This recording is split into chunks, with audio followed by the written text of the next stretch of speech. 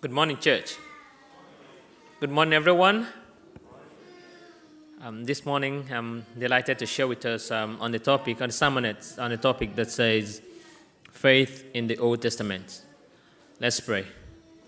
Our most gracious Father in heaven, please speak to us this morning. Have us listen to all the things that you want us to learn. Help us so that we can grow and ever grow and have more faith in you. Thank you for I know you hear us. In Jesus' name I've prayed. Amen. I have a very short story to tell us, and it's about faith. And how do you say it? They say viewers' discretion is advised. It has some very graphic scenes you don't want to.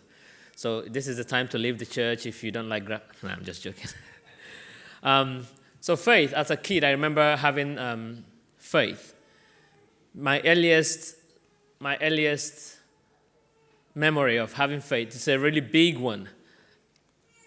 I wouldn't pride myself as a kid who listens to his parents, and I'm glad I don't have kids, at least for now.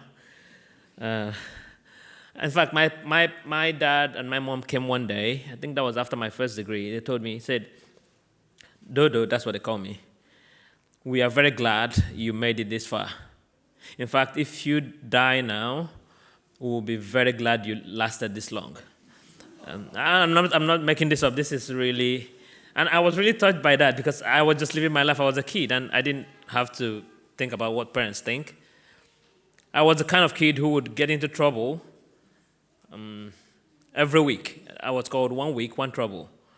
Could come back from school with a broken arm or broken ankle. Or just has to be something. And sometimes I ask myself, why did I always get in? Everybody jumps through the whole thing, and everybody goes home happy, but I somehow managed to fall into the ditch and have a big wound. It doesn't help. My mom is a nurse, so I get free treatment every time. Sometimes without analgesia, and it really hurts. So I remember at this one time, my mom had warned me not to ride the bicycle. It was very plain. It was very, as if she knew the end from the beginning. She said, Dodo, don't ride the bicycle. The reason was simple. The pedal had come off and just had one stuff sticking out that way for people who have bikes. I think the bikes here are really more safe. The ones we had then were not this safe. So the pedal was just sticking out that way. And in Nigeria, it's always raining, at least during that season. And so it's the easiest way to get in trouble because you're going to put your leg on the pedal and it slips off, and then that's how you crash or get into trouble. But I just wanted to ride the bike. Like, someone had suddenly kept that bike with us, and this is the closest I'll get to a bike, and I really wanted to ride the bike. And my mom told me, hey, don't ride the bike. And she'll be going to work at night. She's a nurse, and she had a night shift, so she had to rest during the day. And she told me she wants to go to sleep, and I shouldn't ride the bike. That's simple. Would I listen? No. I waited for her to really sleep, and when she stepped off, gradually I took off the bike and went somewhere very far away, very, very far away. The plan was that I would take off the bike, go somewhere far away, ride the bike. I know when she wakes up, I've lived with her for a long time. So I'll bring back the bike and keep it. Everything was planned. I marked out everywhere the bike was. I'm going to put it exactly at that point. And then I'll live happily ever after. And that was the plan, though. So I decided to do that. And as bad as it may, we say, in Nigeria, we say, he who the gods want to kill, they first make him mad. So of all days, it rained just as soon as I took out the bike. And it had that means all the recipe for all the catastrophe I was about to go through. And every rationally thinking boy would say, oh, no, this is getting bad. I shouldn't be riding this bike. It's going to rain, and this is how you crash. But I was like, nah, this is. I have to ride the bike now, because in my head as a kid, this is my opportunity. I have to ride this bike, and I took the bike off, and I went somewhere very far away, and I started riding the bike. Nothing was happening. I was learning to ride. I fell a couple of times, but that's okay. I always fall. That's not a problem. And it was just about the time when I'm supposed to go back because my mom is going to wake up, and then trouble starts. And it was still raining. And just when I was just being that careful, my leg slipped. And as bad as it sounds, the pointy end of the pedal went straight into my ankle. Even thinking about it makes me feel so bad. It went straight into my ankle and came out the other side. And yeah, I warned you guys, didn't I? Yeah. So it came out on the other side. I still have the scar on my leg. It came out on the other side, and as if that wasn't bad enough, I tried to yank it off, and then it tore through the other end. Yeah. When I looked down, I remembered everything my mom told me. Don't ride the bike. And to make what matters worse, I can't remember how old I was, but I was really small. I could see a jet of blood, like that, coming out. I knew I was in big trouble, of course. Like I said, it was always 1 week. I'm never free from trouble. I always had one injury or the other. I didn't know how. I now know because I'm an adult and probably a doctor. I know how bad I was. I could have just lost my life by just doing that. But then as a kid, I would like, oh, there goes my leg, but that was fine. That was just one part of the plan. So I took the bike back, just as planned. This is me. I'm used to pain. It hurt, but I was used to pain at that moment. So I gradually took the bike, gradually made sure I was very good. I was wearing trousers, so you wouldn't see it. You would just see blood if you looked very. And I took it back, packed it so exactly where it was supposed to be packed. And I took out my dress, of course, soaked with blood. Cleaned up very well, had a shower. And I remembered everything I was told in Sabbath school about faith, how you could have faith and God could do wonderful things. Like I said, that was the biggest faith I've ever had. I dressed my bed. That was the first time I'm doing it in a very long while. Cleaned up everything, washed my clothes, wore very long pants, and slept back. And I had a prayer. I prayed God. I know in Sabbath school they've told us that angels do things and they do miracles.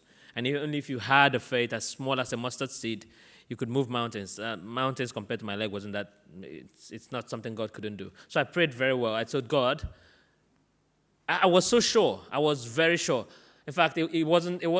Thinking about it now, I think I was just stupid. But then I was like very sure that God would send His angels and they would heal my leg. And wake up in the morning, I'm like, whoa, this is my leg. I'm fine. And I slept off. Of course, I wasn't really sleeping. I did something wrong. You don't sleep when you do stuff like that. So my mom woke up. I'm like, hey, Dodo, what's up? I'm running late. I have to dress up now and go to work. I hope you're fine. He said, yep. And he was like, hang on. Why are you all well-dressed? And why is everywhere... You know, when you do something bad, you want to... Yeah, come on, you guys are fathers. You know how these things work. So you don't want to do all the good things. And I'm like, why are you wearing clean dresses? Why are you calm? Why are you on the bed? Why? I just smiled. And she felt like she had better things to worry about. So she went to work. And that night, I was so sure that the angels come at night and do their magic. So I slept throughout the night. Yeah, my leg was healed. Nah. I woke up in a pool of blood, of course. And then dragged on to three days. I thought, oh, maybe it's not the first day. Maybe God does His magic on the second day or the third day. And the second day, I wore long pants, wore shoes, everything to conceal everything. Thinking about it now and all the bad things that could happen, all the infection I could have gotten into, that's a crazy thing to do. But I did all of that. On the third day, I was like, the Bible says most things happen on the third day, right? Jesus Christ woke up on the third day. There are a lot of things about thirds. If you read the Bible, you get used to the thirds. Like maybe on the third day. But the stupid thing about the third day was my mom wanted us to go to the farm to harvest corn because it was rainy season. And whoa, corn on the fireplace. That was my best meal. And I said, yep, come, let's go harvest some corn. And she didn't know. I've always been, like, recently, she knew something was wrong. Come on, if you have a kid like me, at the point you get to know. But she couldn't put a finger on it. Most times I have injuries on my head, my arms. You can see them. But this one was down here, and I'm wearing long pants, and I had a room to myself. And so we went to the farm. She noticed I was walking behind her. And normally I would walk in front of her. She was like, come in front, come in front. I'm like, yeah. And I tried everything I could not to limp, when you have something as big as that on your foot. And I was saying, God, if maybe your angels are taking so much time. And at that time, of course, I was born in church. I'm a third generation Adventist. I knew about the story of the angel who was held by the prince of Persia, who was supposed to deliver something to Daniel. I'm like, maybe some guy has held him up there, and maybe God, I'm about to be caught. My mom would soon find out that I have a wound on my leg. Could he just fight them like he used to fight and send them so they could heal this stuff? Because every minute I would look, oh, it's still there. And I remember that. Then it kept going. My mom was, no, something's wrong. Let's stop. I'm like, what's wrong? And then she realized. She just pulled up my trousers, and she saw the biggest wound she's ever seen. She told me that. And it was yucky, dripping with blood, probably pus and all of that stuff. I got a very big slap. I get that all the time. Anytime I get into trouble, she hit me, and I still remember that day. There was a movie going on, and it had been advertised. Supposed to be the Animal Farm. Animal Farm was supposed to be aired on TV, and every kid wanted, because we've heard so much about it. And my uncle was there, and it was supposed to be aired that day. And my mom was like, it's getting late. It's around 6 o'clock. We lived about 15 kilometers away from the nearest hospital. Of course, she knew I was in big trouble. I remember she cleaning up the wound and stitching it up without analgesia, without anesthesia, without anything. But that wasn't my problem. My problem was still the Animal Farm I was missing. But that's the biggest I ever thought about faith. Now looking back and looking at the Old Testament and what faith we could actually look at, I remember people like Abraham and Noah. As little as I may think my story is, I think those guys had bigger things to contend about. Abraham was told to move to somewhere where he didn't know anything about. And thinking about my Christian walk right now, or when now I'm older and knowing more about faith. Faith is not actually thinking God will do magic in our lives. It's all the examples, at least most of them that I've seen in the Bible, God told Abraham something, and Abraham was supposed to hold on to it. Same thing with Noah. God told him something, and he was supposed to hold on to it. And sometimes in our Christian life, just like we live, we are not any different from Elvis, the young, stupid boy. Sometimes we have faith and we just hope that God would do stuff that He has not told us, and we don't actually have things to hold on to. And it's just human nature. That's how we are. But I try to hold on to God's plan and God's real example of faith, at least in the Old Testament. He told Abraham, I'm going to make you the father of all nations. And it was clear, there was no ambiguity to what he said. And Abraham held on to it, and it was called faith. The same thing with Noah. I'm going to destroy the world, build an ark. And for 250 years. That's really huge. So in my little corner, I've come to realize that faith comes with holding God to His word. There was no place in God's word that He told me to disobey my parents. There was no way He told me to do all the wrong things and expect that He's going to heal me. And reading the Bible, I am very energized by this, and I quote. I don't quote, this I paraphrase, sorry. God has not promised us a life free of troubles, but He has assured us that in all, He will always be with us. As we hold on to these words, we should listen to God and hold Him by His words. Thank you.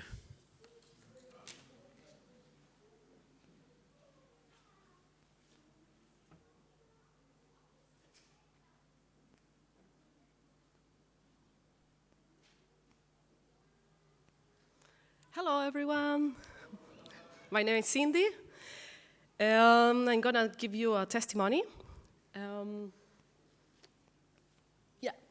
The title of my testimony is My Journey to Australia, from Brazil to Australia, because I lived in other 2 countries, so it's a quarter of my life. So, yeah, you can pass to the next slide. Yeah.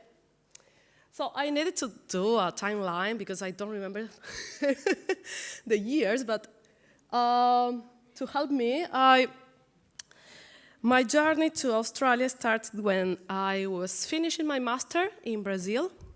I remember I saw my friends, my colleagues, they were finishing their PhDs, no jobs, no opportunities for them, some scholarships for postdocs, but no salary, because the scholarship is not the same when you have the right with a salary.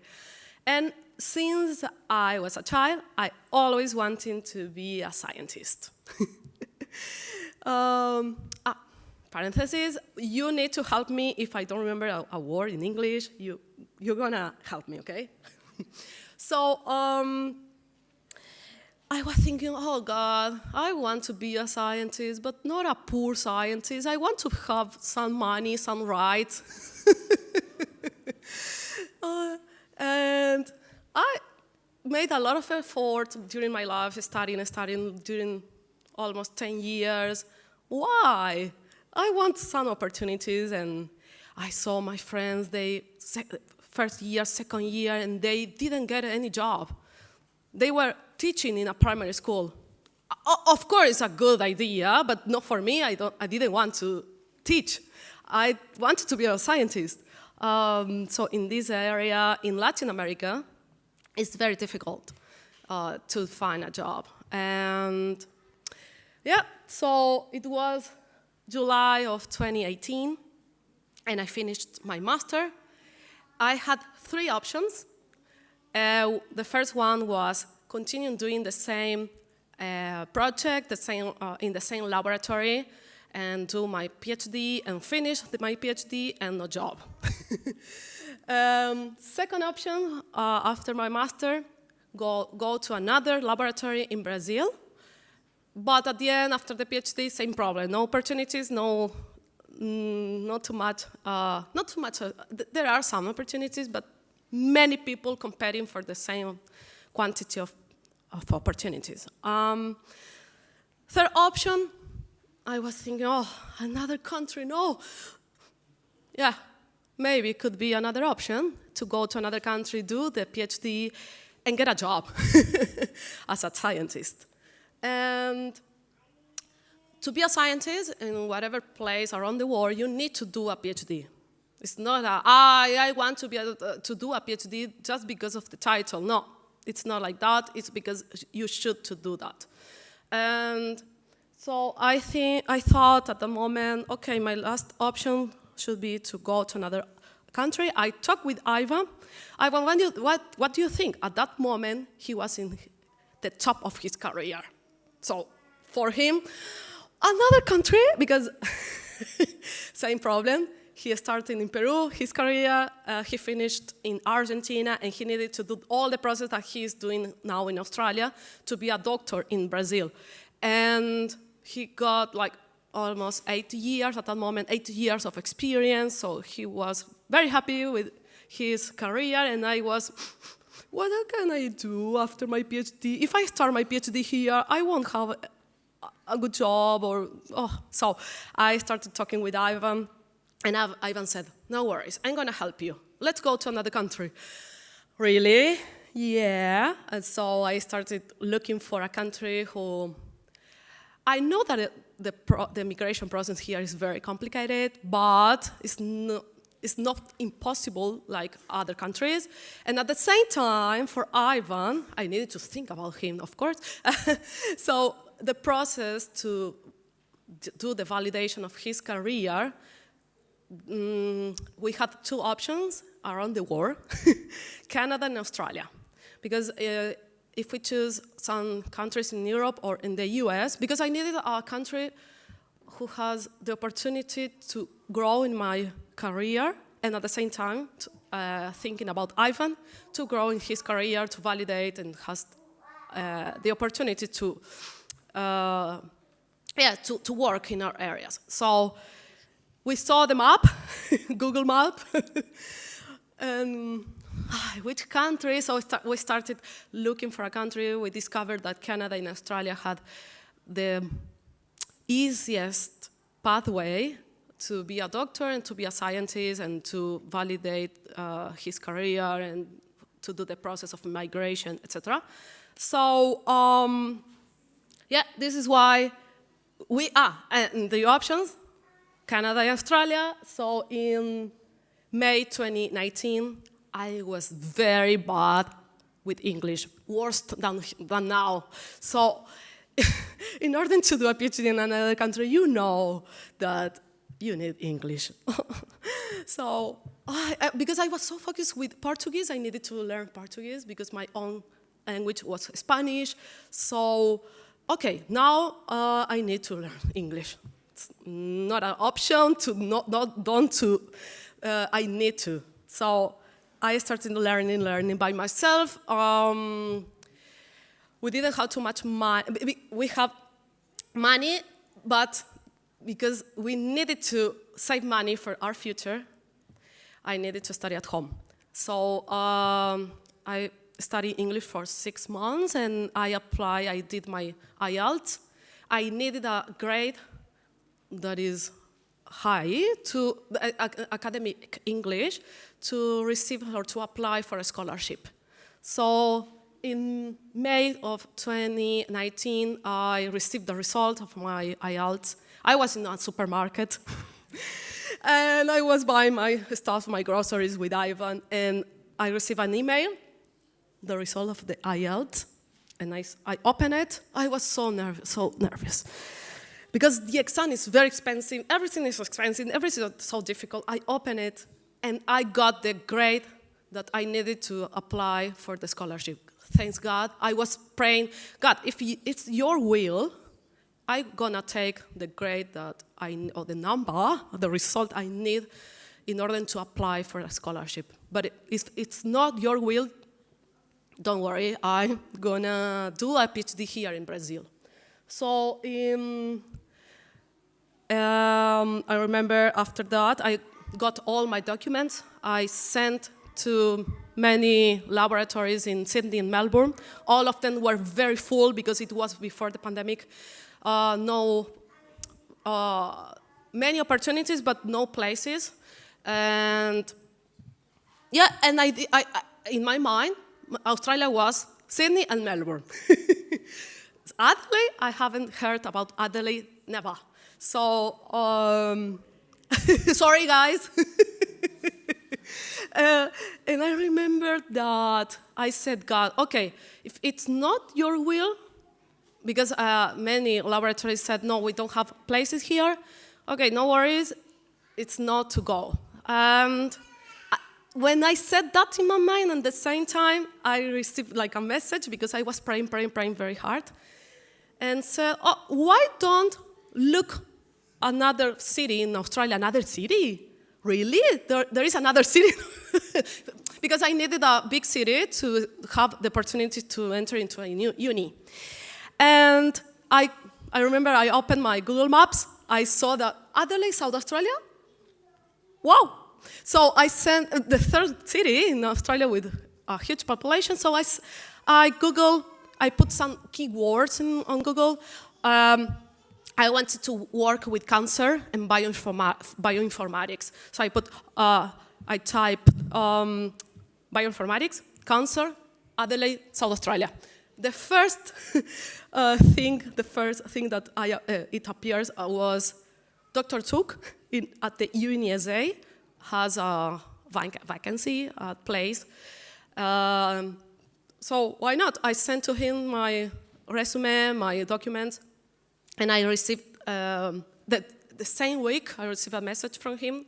I was driving. I was doing my lessons to be I was a learner, so I was doing my lessons, and I finished the lesson that day, and I received a message. I opened my mail.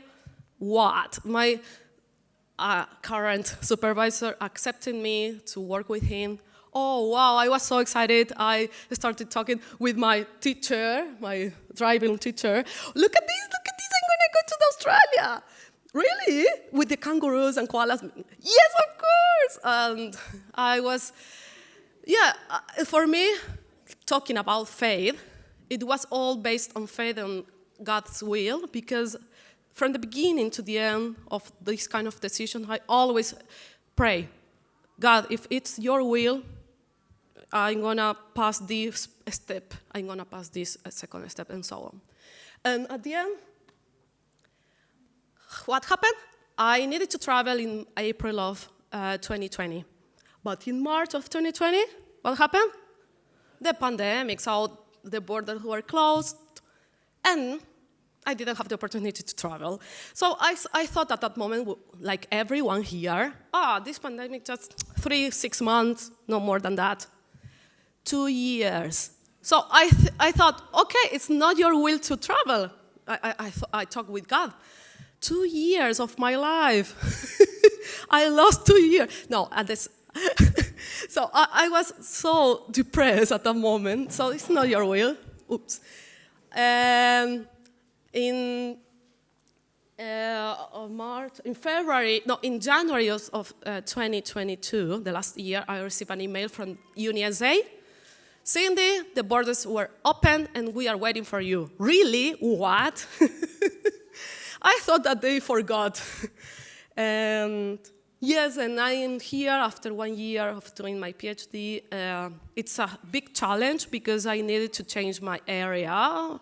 I was doing biology, genetics in a laboratory, in a wet lab, and now I'm doing in a computer my models. We call it dry lab, but I'm learning a lot. I love challenges, and at the same time, I feel that it was God's answer. Now my parents, especially my father, he's not feeling very well. He has a problem in his heart. And they are not very well in terms of economy, because in Argentina we have a huge problem in terms of money. So now, because I'm receiving in dollars, I can send them money, and when the transaction is made, they receive a lot of money. If I do that in Brazil, the transaction, they will receive more money, but not too much when comparing with here in Australia. And so I think God has a purpose. The first purpose that I can see today is I can help my parents. And who knows in the future. And I want every one of you to think and to pray every day, to ask God if your willings are His will. So thank you, and please don't lose your faith.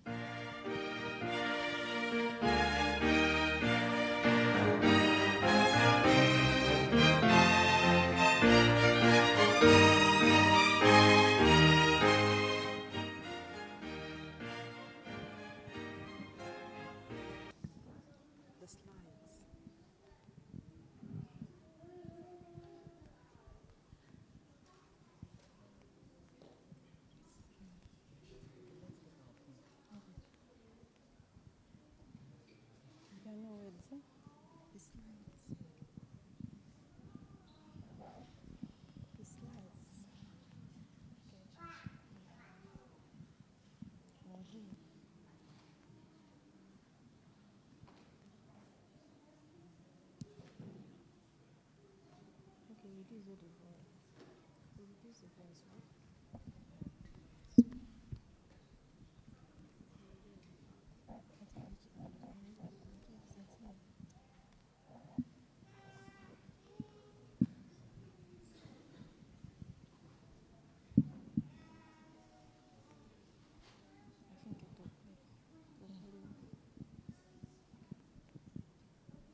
Sorry for the delay.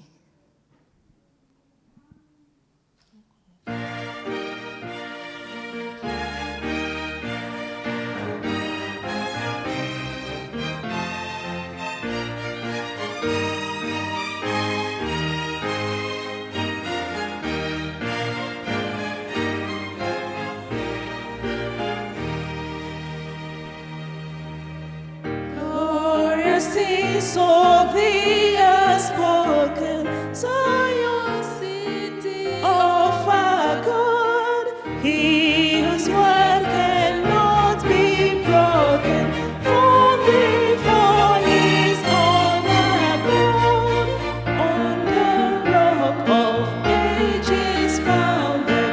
What can shake the shore repose? It's a precious once around me. Thou makest my heart all thy voice. Seas of living waters springing from eternal love, wells of light as sons and daughters, and all fear and want remove.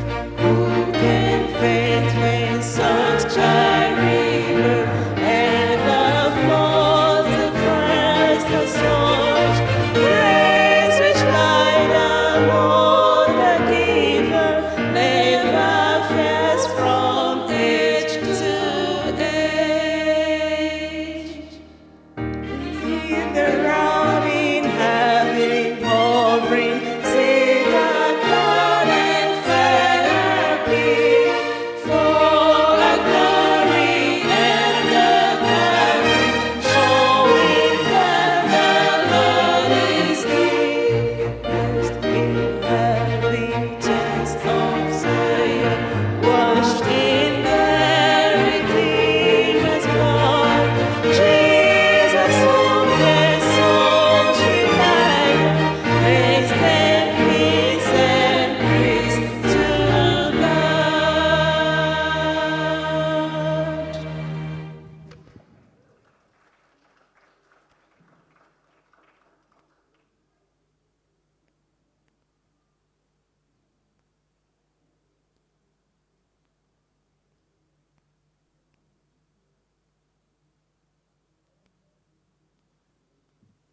Hello, everyone. Happy Sabbath.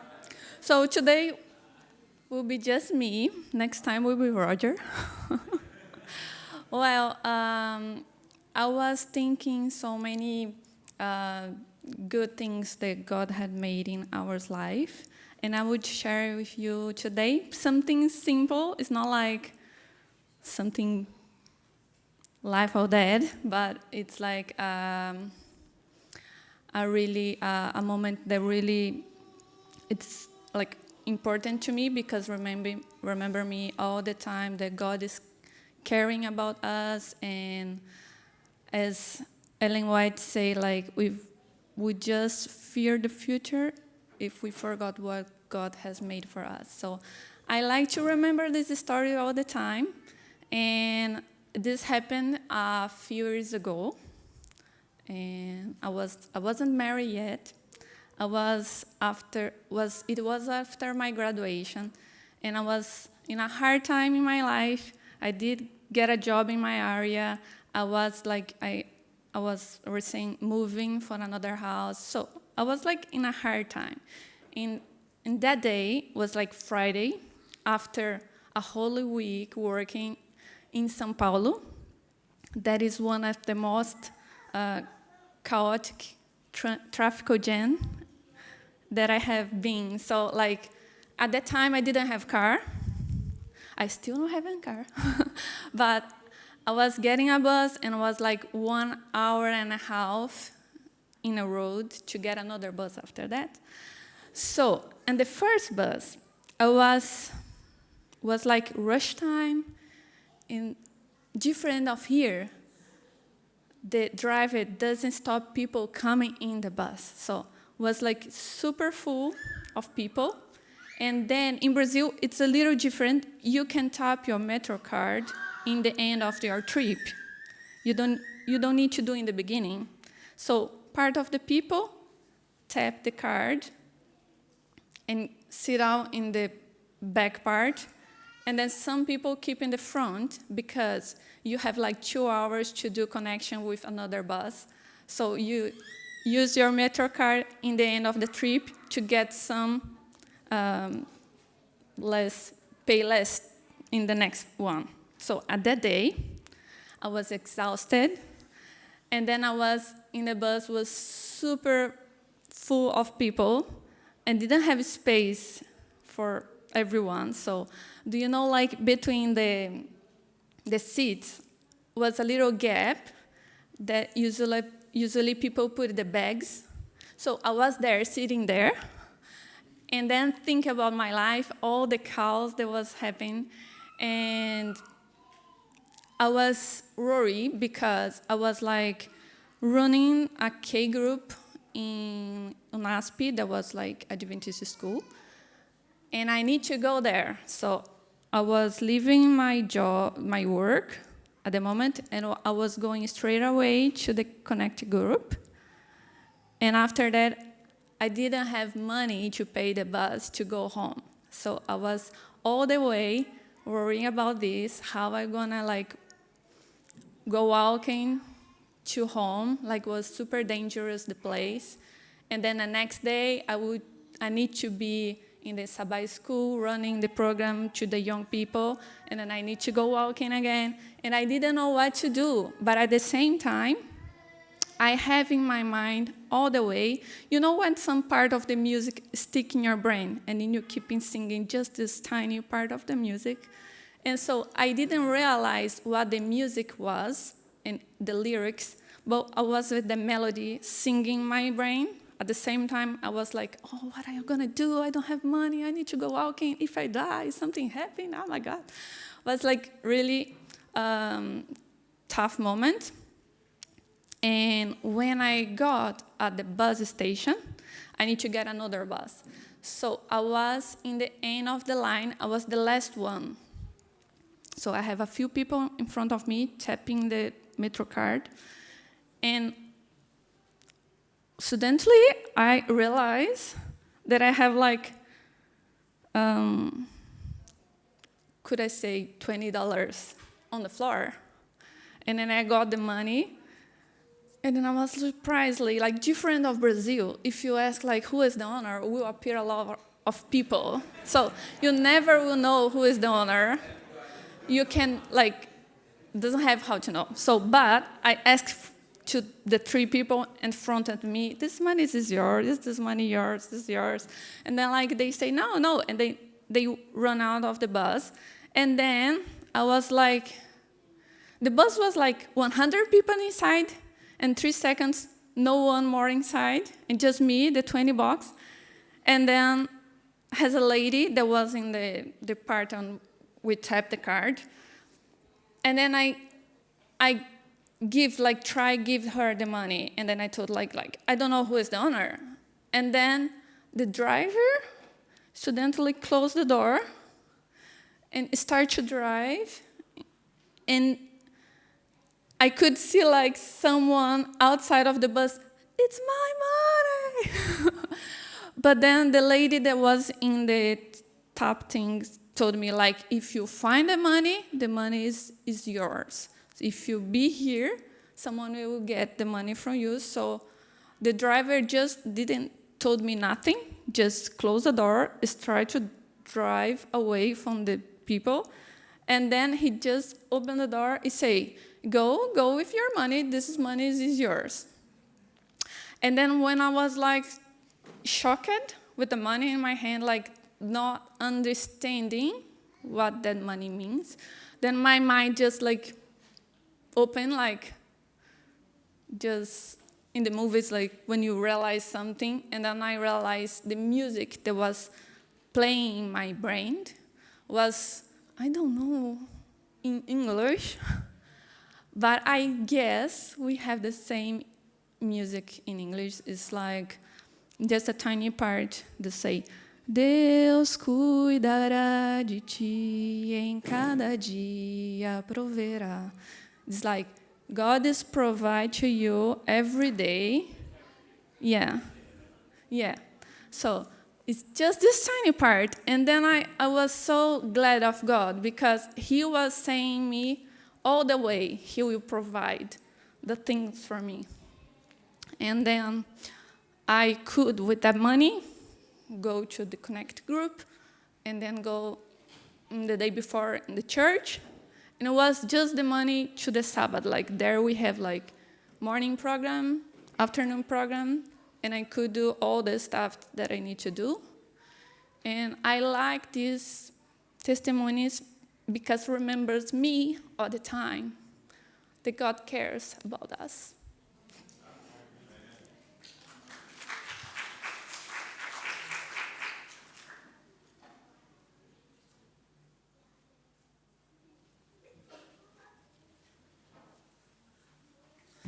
Hi, I'm just crying.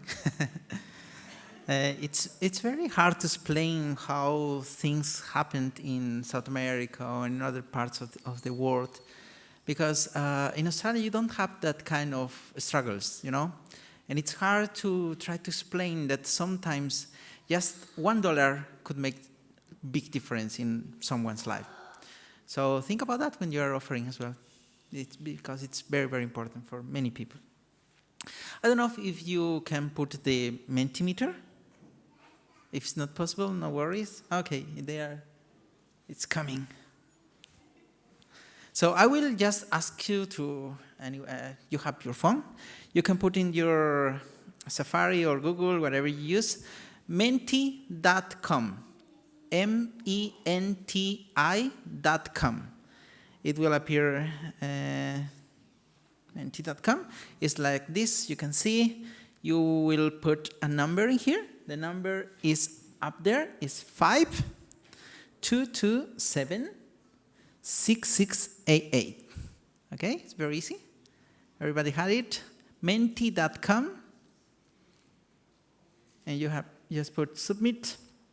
And you will have access to the question. So you can, I will repeat the number. Some people is 5-227-6688. Yeah, you have? Everybody's here? Okay. So the first question is, what's the first word or words that come to your mind when thinking about faith in the New Testament? Because Elvis talks about the Old Testament. And I want you to, oh, nice. New Testament.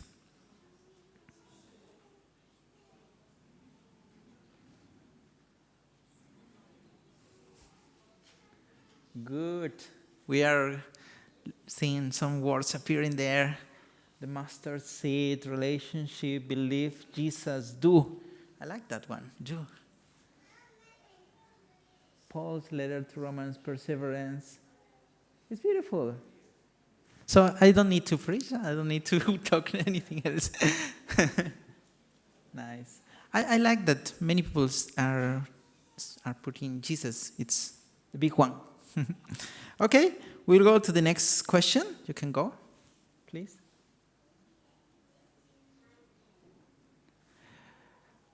Now you can think in people that was faithful in the New Testament. You can put names, okay?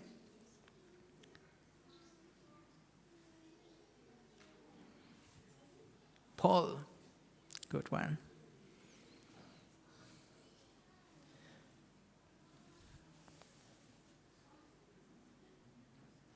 Abraham. Abraham is mentioned in the New Testament, but he was an Old Testament guy. Yes, the centurion, Joseph, thief on the cross, Paul, Peter, Jesus, Paul, Peter, centurion. Nice. So everybody is synchronized. Very nice. Mary, Joseph. All right, thank you. So we are going to talk about faith in the New Testament. It's a very important topic in the New Testament because we will see many people that demonstrated faith in the New Testament, and it's a part of the Christian life. It's a very important part. All right, next one. I choose two texts of the Bible, two verses of the Bible that talk about faith. The first one is this: and without faith it's impossible to please God, because anyone who comes to him must believe that he exists and that he rewards those who earnestly seek him. So faith is super important. It's crucial, because with no faith you don't go with God. That's impressive. And at the beginning, Shakira read two texts. One of those was about the definition of faith in the Bible in Hebrews 11:1. Everybody, I think, have heard about this. But one of my favorite definitions of faith is in Romans. So I will ask you to put Romans 10:17. How do increase your faith? So faith comes from hearing. Oh, interesting, I need to hear. And hearing comes through the word of Christ. So it's very easy. You need to go to the word of Christ to have faith. Easy? Easy peasy. Okay, so now we are going to look through some examples in the New Testament that were from people that were faithful and demonstrated faith in some moment. Okay, the most voted ones. Okay, you can put it. The centurion. Some of you chose the centurion. I want you to think about the context of this history. Many of you have heard this. It's very, very nice, because Roman centurions at that time were the most hated people for Jews, because they were everything that Jews didn't like. They were the conquerors, they were oppressors, they were taking the money, they were everything that the Messiah should destroy. But we can learn when Jesus was in front of that centurion, I don't know if I was talking right, centurion, how do you say it? Centurion, okay, thank you. The centurion. Jesus was in front of him. I can imagine that, and all the disciples looking at that centurion and thinking, oh, that's the moment that Jesus could just put something on them. But that doesn't happen. Jesus felt compassion for that man. And the centurion said just that. Just say the word, and my servant will be healed. That was so powerful, because the centurion had that faith that he believes that even Jesus not being in presence of the servant, Jesus could heal him. That was powerful. No one in Israel never thought about that. And the answer of Jesus, I can't imagine the moment, because you can see the centurion showing his faith, and all Jewish listening to him, because it was in Capernaum. It was all Jewish people listened to it. And Jesus will tell him something that I think it will be in the heart of that man over his life. You can put the text. Truly, I tell you, I have not found anyone in Israel with such great faith. And that brings to my mind a question for myself. How is my faith? How is your faith? Is anyone outside this church that have more faith than us? How is our life this moment? It's a question that we need to ask yourself. That we need to ask us. Okay? The next person that we are going to look is Peter. Some of you as well put Peter in your answers. And Peter was a disciple of Jesus, and he knew very well Jesus, and he was very, how do you say, he was always in front of everybody. And when there was the storm and Jesus came through the water, walking on the water, Peter just said to Jesus, Jesus, is you? Yeah, it's me. Let me walk on the water. And we know that Peter starts walking on the water. Do you think you have that faith that you can walk on the water? It's not about miracles. I like what Elvis said, because sometimes we just want to show our faith doing great things, but it's not about that. But in that story, we see that Peter was walking on the water. And what happens? What happens? He started to sink. Why? Because he took off his eyes from Jesus. Probably he looked to the storm. Probably he looked to the disciples and, oh, look at me. I'm walking through the water. We don't know, but he just took off his eyes from Jesus. Take care that in your walking of faith, we are not taking off our eyes from Jesus. Okay? And the next person, next couple, the next two persons that we are talking about is Paul and Silas. Yeah? Silas. Paul and Silas. This story is very beautiful for me because when I was a teenager, my mom and my brother and myself, we went to a trip trying to visit my father. My father used to work in mines. He was an accountant, but he works for a minery business. And he always was very far away from us. Sometimes my father was just in the mine for 6 months and just came 1 week to home. And it was very hard for us at this growing with that distance with my father. And we went to visit him to give him a surprise. Not a good idea, because we didn't know the ways, we didn't know how to travel, and in that time in Peru was very poor. The roads, the construction of the roads were very poor, and sometimes you will arrive in a place and you couldn't find the next bus to keep traveling. And we get stuck in a city where there was no place for us.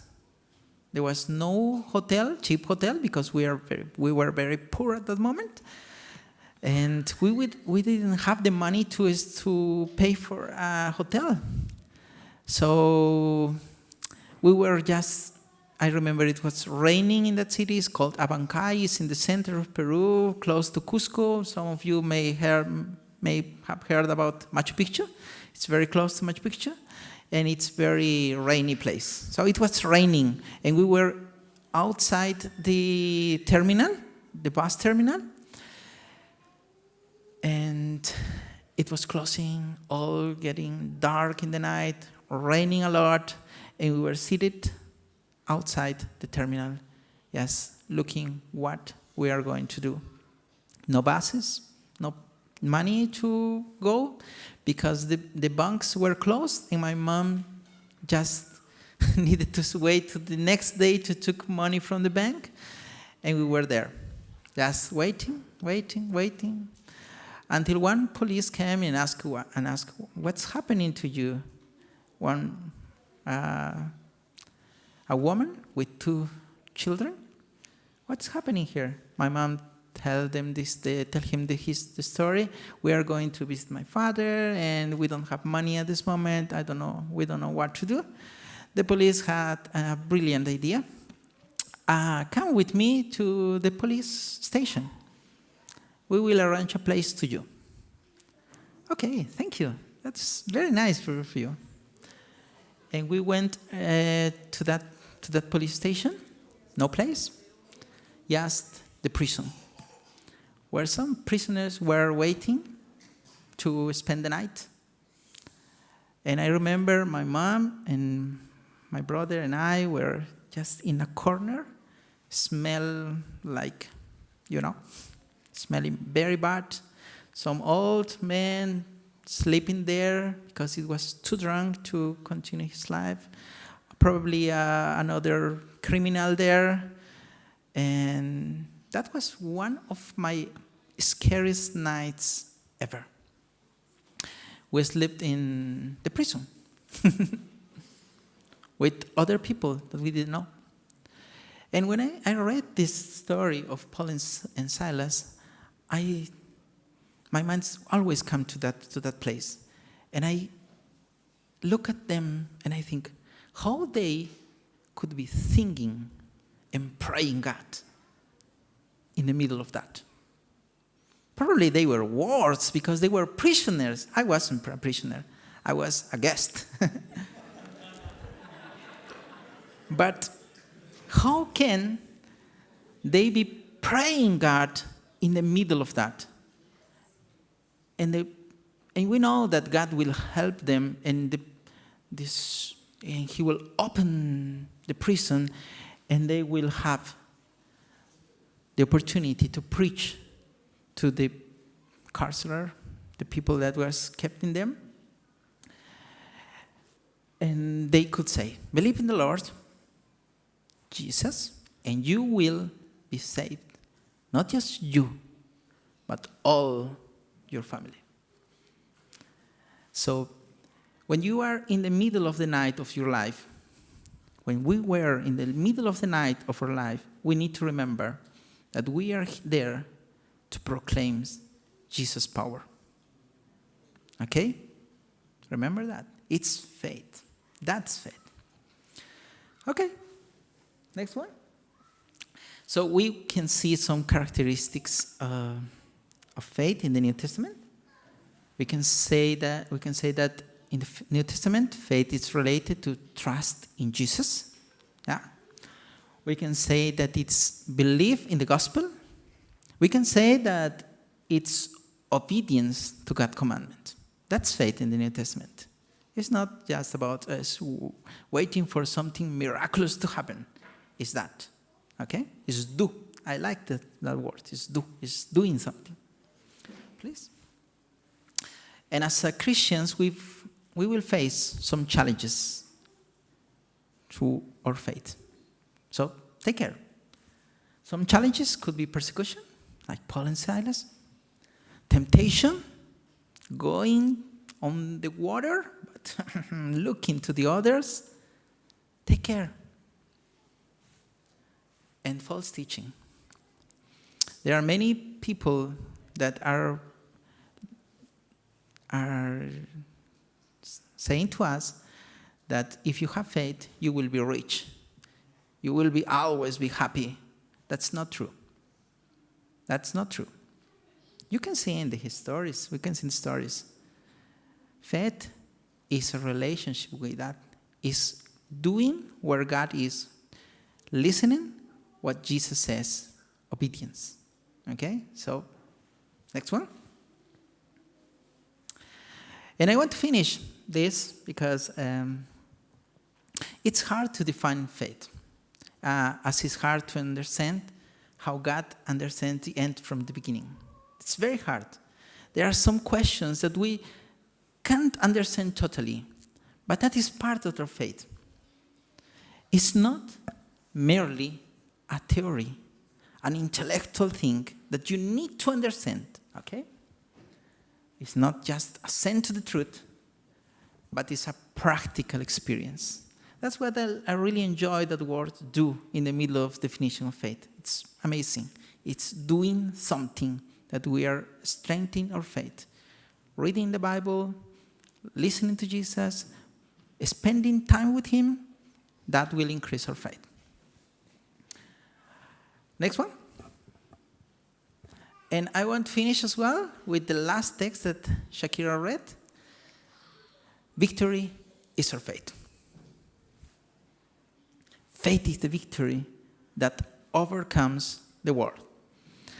If you are in a relationship with God and you can understand what faith means, you will overcome the world. So, no worries. And faith is not something that we do. It's something that God will do on us. God bless you.